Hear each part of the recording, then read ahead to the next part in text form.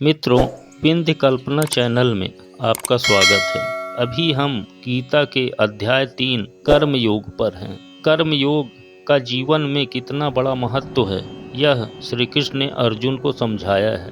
गीता का चिंतन व मनन वैसे ही मृत्यु के भय से सभी मानव जाति को बचाता है। अतः गीता का चिंतन व मनन सभी के लिए आवश्यक है और गीता को जो अपने जीवन में उतार लेगा वह जीवित ही मुक्त हो जाएगा। आइए चलते हैं अध्याय 3 गीता के कर्म योग श्लोक 6 पर।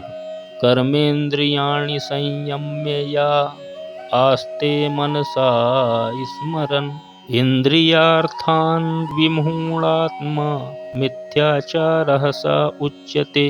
कुछ संस्कृत शब्दों के अर्थ। कर्म इंद्रियाणि यानी पांचों कर्मेंद्रियों को, संयम में यानी वश में करके, आस्ते यानी रहता है, मनसा यानी मन से, स्मरण यानी सोचता हुआ, इंद्रिय अर्थान यानी इंद्रिय विषयों को, विमूढ़ यानी मूर्ख, आत्मा यानी जीव, मिथ्या आचार यानी दंभी, उच्यते यानी कहलाता है।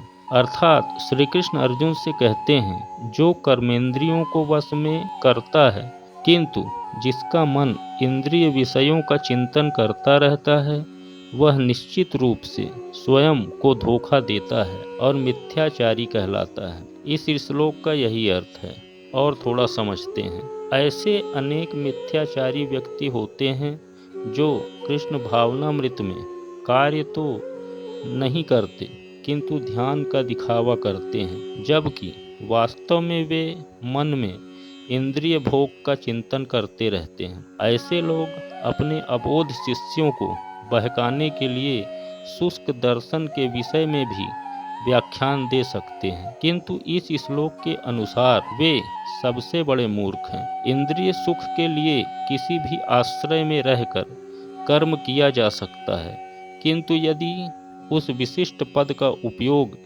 विविध विविधानों के पालन में किया जाए तो व्यक्ति की क्रमशः आत्मशुद्धि हो सकती है, किंतु जो अपने योगी बताते हुए इंद्रिय तृप्ति के विषयों की खोज में लगा रहता है, वह सबसे धूर्त है। भले ही वह कभी कभी दर्शन का उपदेश क्यों न दे, उसका ज्ञान व्यर्थ है, क्योंकि ऐसे पापी पुरुष के ज्ञान के सारे फल भगवान की माया द्वारा हर लिए जाते हैं।